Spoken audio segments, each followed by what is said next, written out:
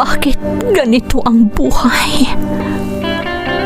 Patong-patong ang suliranin. Bakit kahit anong aking gawin, di ko mahagilap ang solusyon? Bakit napakadilim ng mundo para sa akin? Kailan sisikat ang araw upang lumiwanag ang daang aking tinatahak? Upang lumiwanag ang aking mundo? Bakit napakailap sa akin ng magandang kapalaran? Napipili ba ang dapat mabuhay ng matiwasay? Ang dapat lumigaya? Tao rin ako. Ngunit bakit ako naisasantabi? Bakit?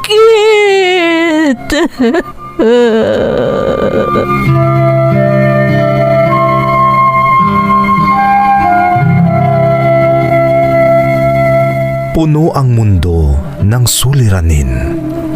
Ang solusyon, umaapaw din. Sa bawat pagpatak ng luha, katumbas nito ay ligaya. Sa tuwing sasapit ang gabi, darating ang bagong umaga. At sa tuwing tayo ay nadarapa, sa ating pagtingala, may malalakas na bisig na handang humatak sa ating muling pagtindig. Bakas ng lumipas.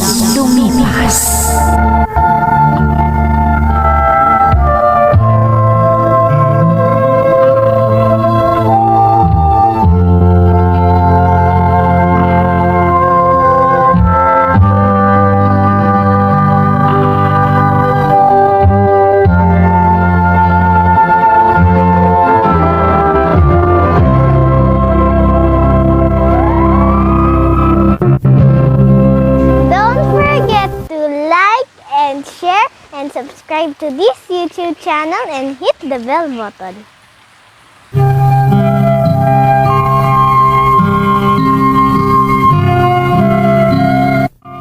Magandang araw sa inyong lahat. Ang kwentong bibigyan natin ng buhay ngayon ay mula sa tagapakinig na ating itatago sa pangalang Eliza na sa ngayon ay nasa Hong Kong. Ito ang nilalahad ng kanyang liham. Dear Ate Emmy, itago niyo na lang ako sa pangalang Eliza. Kasalukuyan akong narito sa Hong Kong. Isa akong masugid na tagapakinig ng dramang ito mula noong ako ay bata pa. Sa totoo lang, parang napakalaking kakulangan sa akin noong hindi ko na naririnig ang dramang ito sa radyo.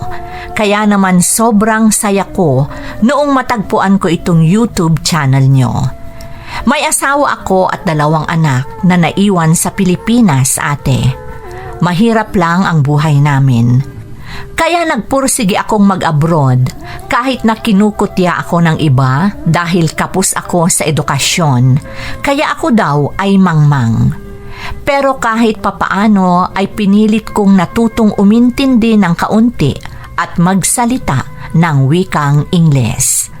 Ate Emmy, ipahintulot mong simulan ko ang pagsasalaysay pagdating ko ng airport sa Hong Kong.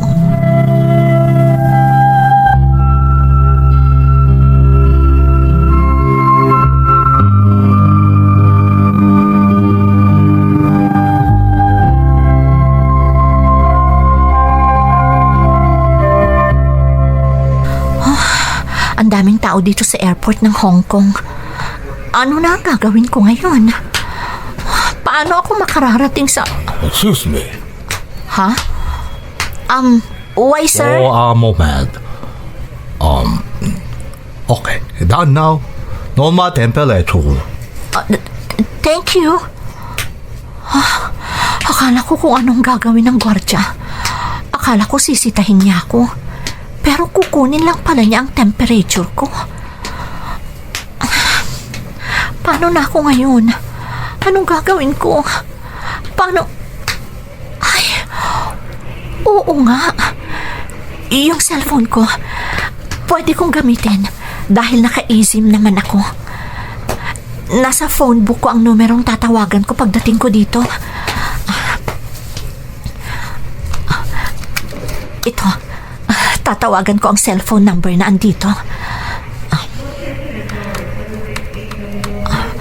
Ayun, nagre-ring. May sumagot na. Hello? Andito ako sa airport na. Saan ka? Tren? Okay. Sakay ako ng tren. Okay, bye. Sasakay daw ako ng tren. Malapit lang dito sa airport ang Central Train Station. Pagdating ko doon, hahanapin ko ang Central na sinabi ng kausap ko dahil nandun ang tren na sasakyan ko.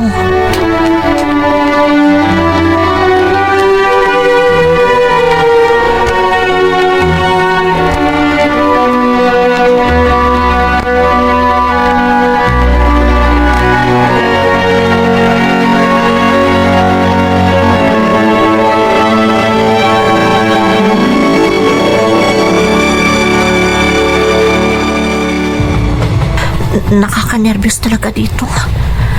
Tingnan mo naman, pinasakay lang ako sa train pero hindi naman ako nagbayad. Basta na sa akin yung card na binigay nila bago ako sumakay. Malalaman ko kung paano magbayad pagdating ko doon sa train station, kung saan niya sinabing bababa ako. Pero kahit kinakabahan ako, masaya pa rin. First time kong sumakay ng tren. Ganito palang pakiramdam. Ang ganda. Ngayon ko lang naranasan ito. Ang ganda talaga. Naku, kailangan ko palang maging alerto. Baka kung saan ako mapadpad. Baka makalampas pa ako sa dapat kong puntahan. Ang hirap. Pero sabi ng kausap ko sa cellphone, kusang hihinto ang tren na ito. Pagkatapos nun, may naghihintay sa akin. Kaya dapat alerto lang ako. Dahil doon daw ako susunduin ng magiging amo ko dito sa Hong Kong.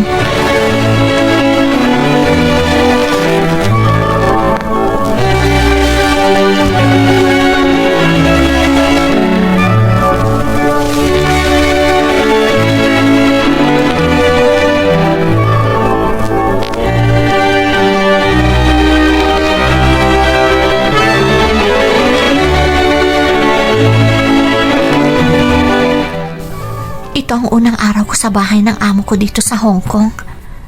Sana mabait sila. Ayokong matulad sa ibang kababayan na kawawa dito. Eliza! Tinatawag ako ng amo kong babae. Bakit kaya? Eliza! Yes, madam? You come with us. You must know where my daughter's skating class is. Ha? You must know where it is so you can accompany her because I need to work. Madam? Do you understand me? You must go with us so you know where to accompany my daughter. Come. Yes, madam. Sundan ko daw sila. Ganun ang isinenyas ng amo ko. Sama daw ako sa kanila.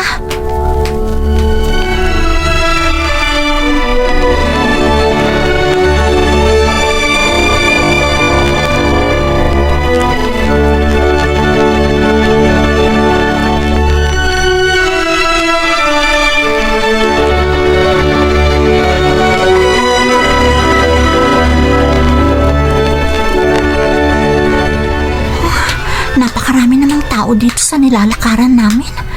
Napakabilis pang maglakad ng amo ko at ng anak niya. Kailangan kong maging alerto para makita ko kung saan sila pupunta. Mahirap na. Baka maligaw ako.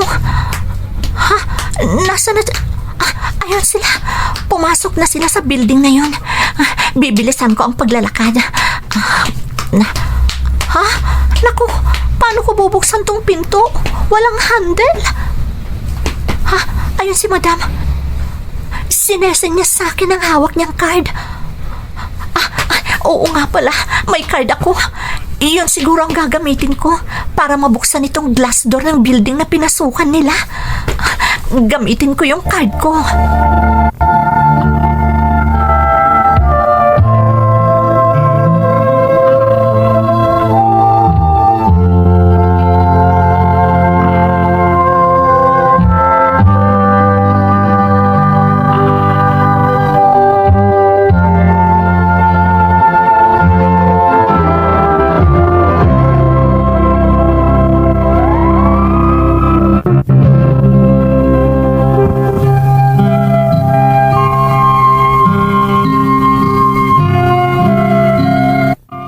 Sobrang ignorante ko talaga, Ate Emmy. Lalo pat unang pagkakataong nakarating ako sa Hong Kong. Kaya siguro madalas ay parang galit sa akin ang amo ko.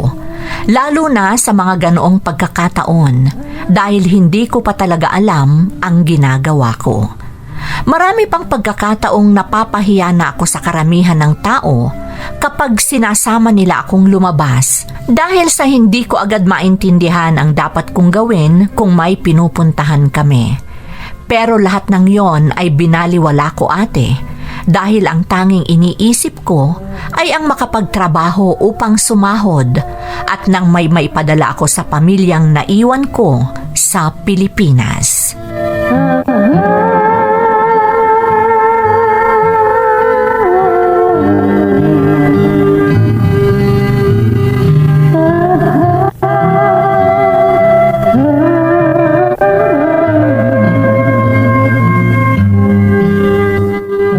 Eliza, you wash the bedsheets, okay? Yes, Madam. I will wash them. Don't worry. Good. Then finish all the toast, okay? Yes, ma'am. Okay, I go to work now. Do not forget about the kids. Yes, Madam. Don't worry. I take care of them.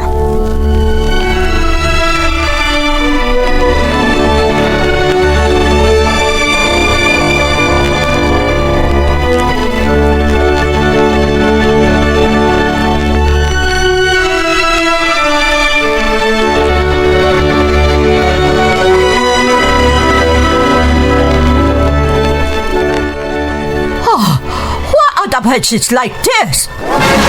Huh? Why, Madam? What's the problem?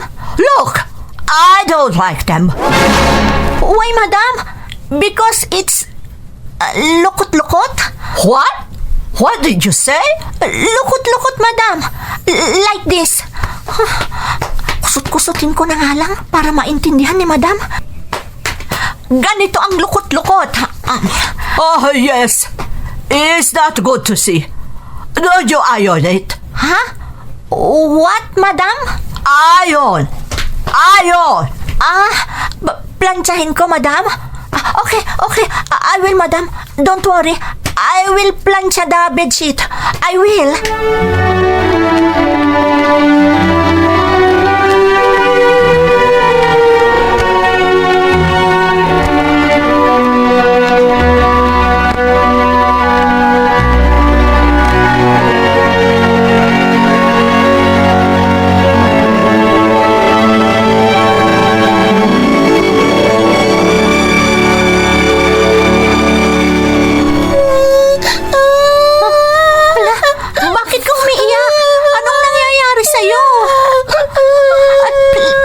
Stop!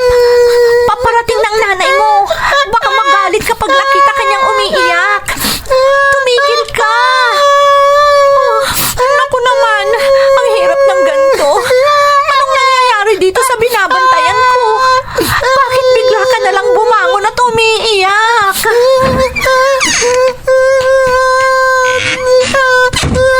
What is happening here? Madam! Why is he crying? What did you do to him? Nothing, Madam. Wala akong ginagawa sa kanya. Nothing. Get out of here! Aray ko! Come on, my son. Come on. Aray ko! Natusok ng kuko ni Madam ang mata ko. Pagkatulak niya ng mukha ko. Aray ko!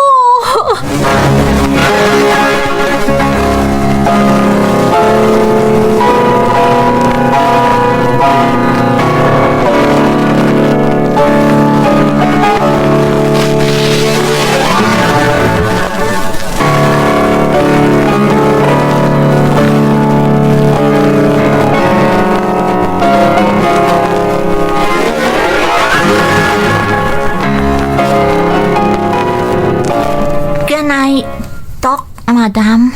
What it is, Eliza? Madam, wala akong ginawang masama sa anak niyo. What? I did nothing wrong to your son, Madam. I don't know why he crying, but you mad with me. So, I better go. Hayaan niyo na po ako. What do you mean? Go? I want to end my contract, Madam. Pero hindi ko alam kung paano.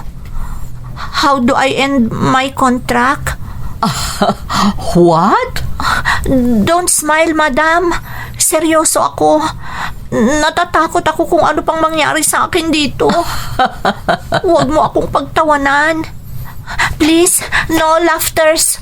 Please, Madam. Please.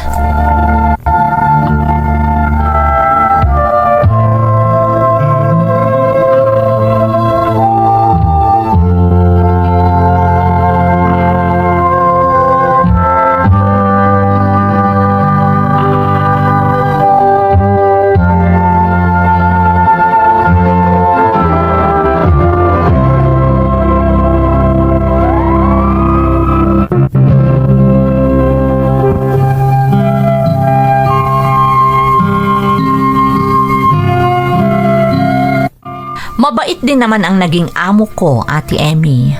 Kaya lang ay madaling mairita sa akin. Kaya madalas niya akong mapagalitan kahit nasaan pa kami. Bagay na nagtulak sa akin para hilingin ko sa kanya na gusto ko nang wakasan ang kontrata ko sa kanya. Pero laking gulat ko noong pagkakataong yon dahil tinawanan lang niya ako. Hirap man siyang ipaliwanag sa akin ang dahilan kung bakit niya ako naitulak sa mukha noong nadatnang umiiyak ang kanyang anak, na dahilan kung bakit nasundot niya ang aking mata. Nagkaunawaan din kami. Normal nga lang naman sa isang ina na magalit kapag nakitang umiiyak ang kanyang anak, at naunawaan ko siya sa puntong iyon.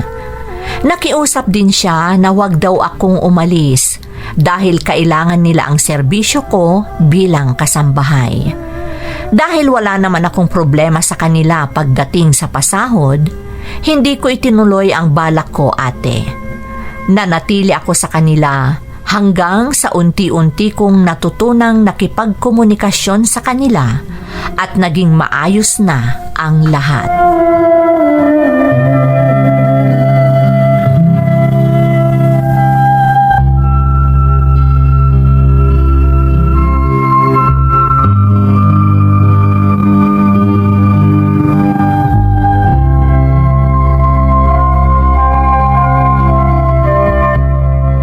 Kumusta ka dyan, Eliza? Maayos naman, Nestor.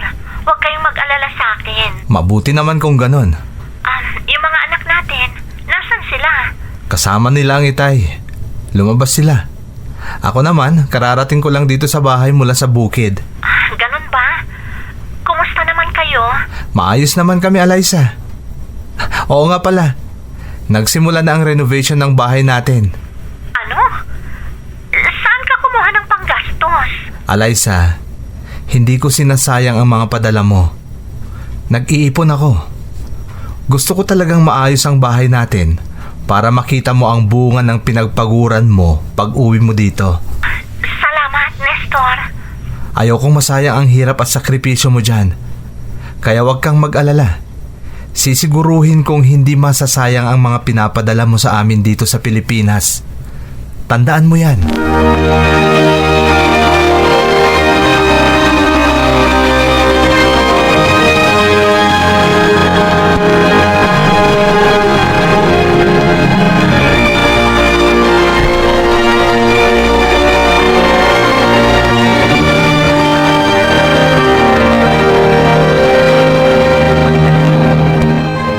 Are you sure you don't want to come with us in Japan, Eliza? No, madam. Just stay. But you're alone here. It's okay, madam. I can manage. Okay, if that's what you want, we will be come for 6 days for the vacation. Okay, madam. Take care. I really like you now. You're a partner now. At least I can now communicate with you easily. Thank you, madam. Just be careful on your vacation. I will miss you, madam.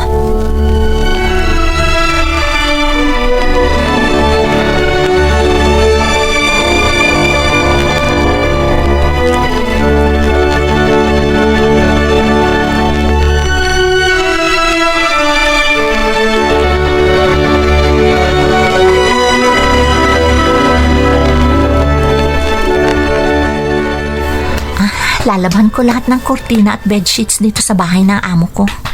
Pati na rin mga damit nilang labahin. Pagkatapos, makakapagpahinga na ako. Paghihiwalayin ko muna ang mga may kulay at puti para... Ha? Ano itong sobre dito? Ano to? Ha? Ang daming Hong Kong dollars nito. Bakit narito ang sobre na to? Mabuti pa, itago ko ang sobreng ito na naglalaman ng pera at tatawagan ko ang mga amo ko. Kailangan nilang malaman ng tungkol dito.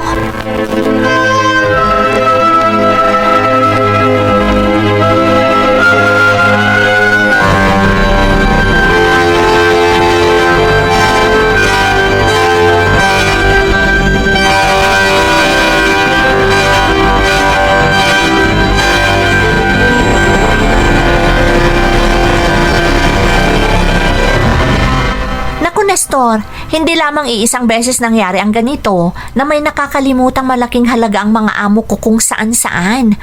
Kaya kung nagkataong malikot ang kamay ko, malamang marami na akong naitagong pera. Nakakalimutan nilang nakakalat. Yan ang wag na wag mong gagawin, Eliza. Hindi dapat mawalan ng tiwala sa iyo ang mga amo mo. Oo, Nestor. At isa pa, anong malay ko? Baka sinusubukan lang nila kung talagang mapagkakatiwalaan ako. Yun na nga eh. Pero hindi ka dapat mag-alala, Nestor. Alam mo namang hindi ako magnanakaw. Eliza. At tinitiyak ko sa'yo na wala akong gagawin para masira ang tiwala nila sa akin. Ipinagmamalaki kita sa puntong yan, Eliza. At dapat, lagi kang manalangin sa Diyos habang nariyan ka. Lagi kong ginagawa yan, Nestor. Nakakalimutan kong kumain, pero hindi ko makakalimutang manalangin sa Diyos. Dahil bukod sa inyo, sa Diyos ako humuhugot ng lakas ng loob para harapin ang lahat ng hamon sa buhay. Sa Diyos ako kumakapit at kailanman hindi ako bibitaw sa Kanya.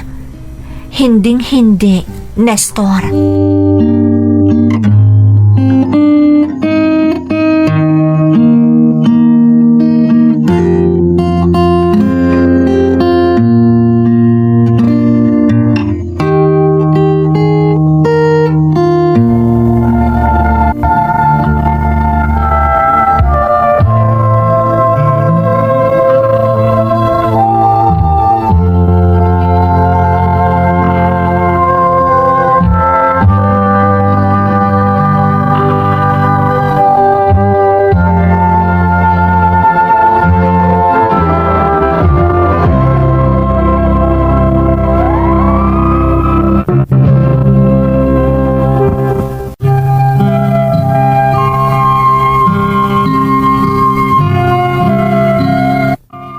Sa lahat ng bagay na aking pinagdaanan sa aking pakikipagsapalaran sa ibang bansa, laging ang Diyos ang pinaghuhugutan ko ng lakas, Ate Emmy. At dahil nga gumanda na ang komunikasyon namin ng aking mga amo, hindi ko na malayang nakailang ulit na pala akong nag-renew ng kontrata ko sa kanila. Dahil na rin siguro sa pagtitiwala nila sa akin, hindi sila naging madamot at itinuring nila akong parang tunay na miyembro ng kanilang pamilya. Hindi ko rin namalayang unti-unti nang gumaganda ang buhay ng pamilya ko sa Pilipinas, ate.